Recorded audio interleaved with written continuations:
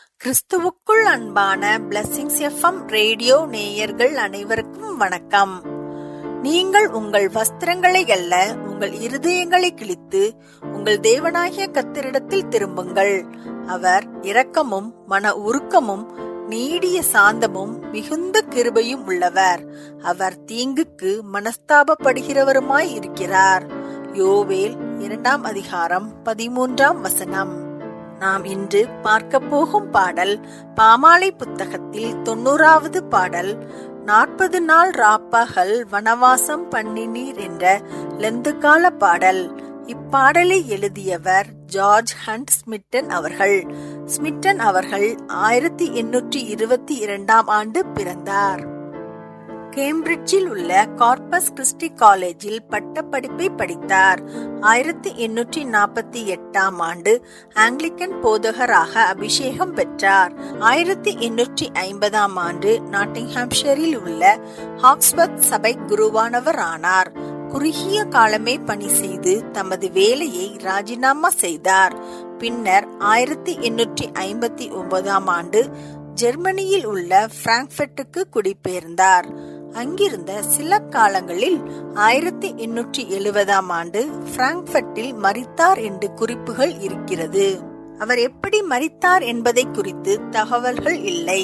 அவர் மரித்த போது அவருக்கு அறிமுகமானவர்கள் யாரும் அருகில் இல்லை என்பதால் அவர் ஒரு தரித்திரரின் கல்லறையில் அடக்கம் பண்ணப்பட்டார் என்று சரித்திர குறிப்புகள் குறிப்பிடுகின்றன. இந்த பாடலை ஜார்ஜ் ஸ்மிட்டன் அவர்கள் 1856 ஆண்டு மார்ச் மாதம் இயற்றினார். லெந்துகால கவிதை என்ற தலைப்புடன் பெனி போஸ்ட் என்ற பத்திரிகைக்கு அனுப்பி வைத்தார். இப்பாடல் லெந்து காலத்தின் தொடக்க பாடலாக பாடப்படுகிறது. மத்தேயு சுவிசேஷம் 4 அதிகாரம் 1 முதல் 11 கொண்டு இப்பாடல் எழுதப்பட்டிருக்கிறது. பால் ஹேன்லைன் என்ற ஜெர்மன் இசையமைப்பாளரின் நினைவாக ஹேன்லைன் டியூனில் இந்த பாடல் பாடப்படுகிறது. இயேசுவானவர் ஞானஸ்நானம் பெற்றுக்கொண்ட பின்பு தன் ஊழிய பணியை ஆரம்பிக்கும் முன்னர் இரவும் பகலும் 40 நாள் உபவாசம் இருந்ததை குறித்து 1 சரணத்திலும், இயேசு பிசாசினால் சோதிக்கப்படுவதற்கு ஆவியானவராலே வனாந்தரத்திற்கு கொண்டு போகப்பட்டார்.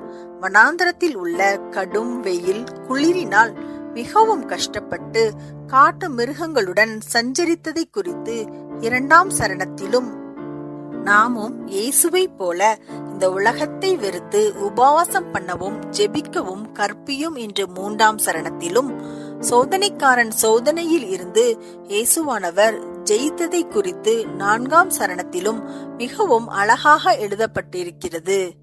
சாம்பல் புதன் அன்று நம்முடைய போதகர்கள் நமக்கு சாம்பலினால் நெற்றியில் சிலுவை அடையாளம் இடும் போது ஆதியாகமம் 3 அதிகாரம் 19 கூறப்பட்டது போல, நீ மண்ணாய் இருக்கிறாய், மண்ணுக்கு திரும்புவாய் என்று கூறுவார்கள். மண்ணாக இருக்கிற நமக்காக அவர் சிலுவையில் அறையப்பட்டார். நாம் நம்மை வெறுமையாக்கி தாழ்த்தி உண்மையாக நம்முடைய தவறுகளை உணர்ந்து அவருடைய கரத்தில் நம்மை ஒப்படைக்கும் போது அவர் நம்மை கனித்தரும் பாத்திரமாக வணைந்து கொள்வார். லெந்து நாட்கள் என்பது சாம்பல் புதனில் இருந்து இயேசு கிறிஸ்துவை அடக்கம் செய்யப்படும் நாள் வரைக்கும் கடைபிடிக்கப்பட்டு வருகிறது. மொத்தம் 46 நாட்கள். ஆனால் 40 நாட்கள் மற்றும் லெந்து காலமாக அனுசரிக்கப்படும். இடையில் வரும் 6 ஞாயிற்றுக்கிழமைகளும் சேர்க்கப்படுவது இல்லை. இந்த 40 நாட்களும் நாம் உபவாசிப்பதிலும் ஜெபிப்பதிலும் கொடுப்பதிலும் தரித்திருக்க வேண்டும். நம்முடைய பாவங்களை பிள்ளைகளை உணர்ந்து தேவனிடத்தில் கிட்டி சேர்வதற்கு ஒரு வாய்ப்பாக இருக்கிறது. நாம் இந்த நாட்களில் உபவாசித்து தேவனிடத்தில் கிட்டி சேர்வோம் என்ற நம்பிக்கையுடன் இந்த பாடலை பாடுவோமா?